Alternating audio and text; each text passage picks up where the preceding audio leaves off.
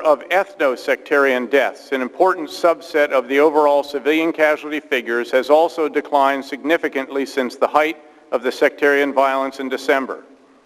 Iraq-wide, as shown by the top line on this chart, the number of ethno-sectarian deaths has come down by over 55%, and it would have come down much further were it not for the casualties inflicted by barbaric al-Qaeda bombings attempting to reignite sectarian violence. In Baghdad, as the bottom line shows, the number of ethno-sectarian deaths has come down by some 80% since December.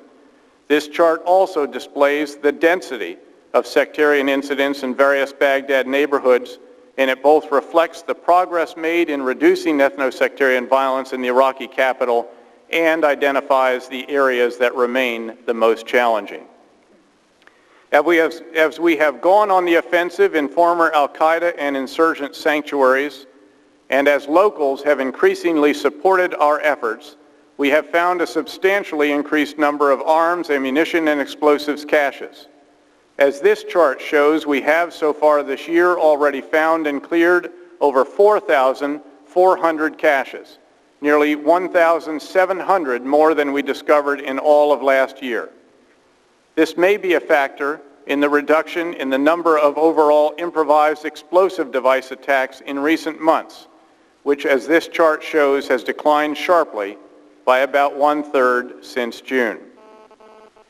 The change in the security situation in Anbar province has, of course, been particularly dramatic. As this chart shows, monthly attack levels in Anbar have declined from some 1,350 in October 2006 to a bit over 200 in August of this year. This dramatic decrease reflects the significance of the local rejection of al-Qaeda and the newfound willingness of local Anbaris to volunteer to serve in the Iraqi Army and Iraqi Police Service. As I noted earlier, we are seeing similar actions in other locations as well. To be sure, trends have not been uniformly positive across Iraq, as is shown by this chart, depicting violence levels in several key Iraqi provinces. The trend in Nineveh province, for example, has been much more up and down until a recent decline.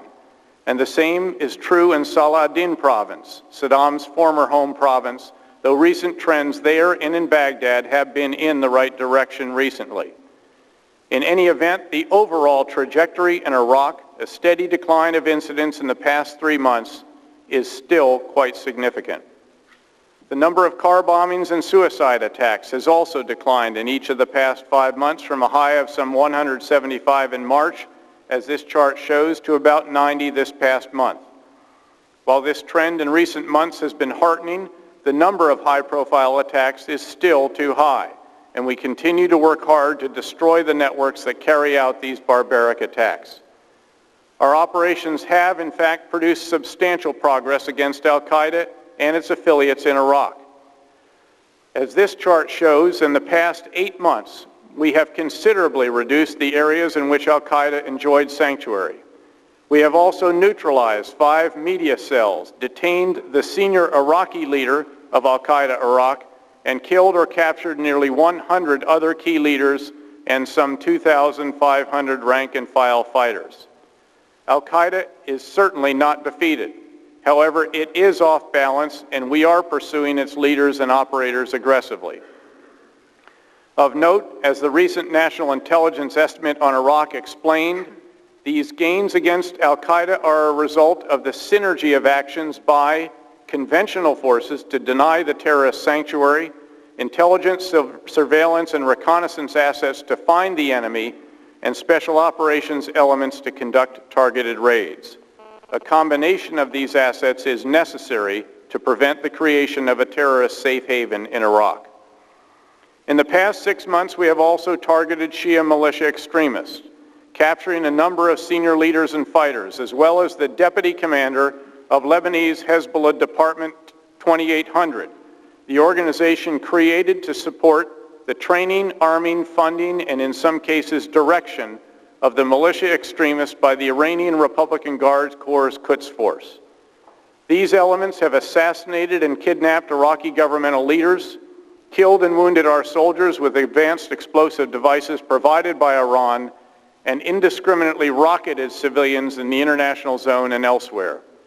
It is increasingly apparent to both coalition and Iraqi leaders that Iran, through the use of the Quds Force, seeks to turn the Iraqi special groups into a Hezbollah-like force to serve its interests and fight a proxy war against the Iraqi state and coalition forces in Iraq. The most significant development in the past 6 months likely has been the increasing emergence of... Would the gentleman suspend, would the entire group that's back there supporting that person be removed?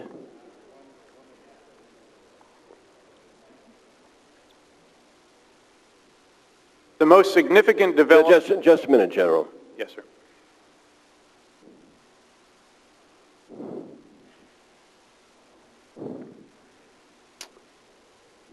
Proceed. The most significant development in the past 6 months likely has been the increasing emergence of tribes and local citizens rejecting al-Qaeda and other extremists. This has, of course, been most visible in Anbar province. A year ago, the province was assessed as lost politically. Today, it is a model of what happens when local leaders and citizens decide to oppose al-Qaeda and reject its Taliban-like ideology. While Anbar is unique and the model it provides cannot be replicated everywhere in Iraq, it does demonstrate the dramatic change in security that is possible with the support and participation of local citizens. As this chart shows, other tribes have been inspired by the actions of those in Anbar and have volunteered to fight extremists as well. We have, in coordination with the Iraqi government's National Reconciliation Committee, been engaging these tribes and groups of local citizens who want to oppose extremists and to contribute to local security.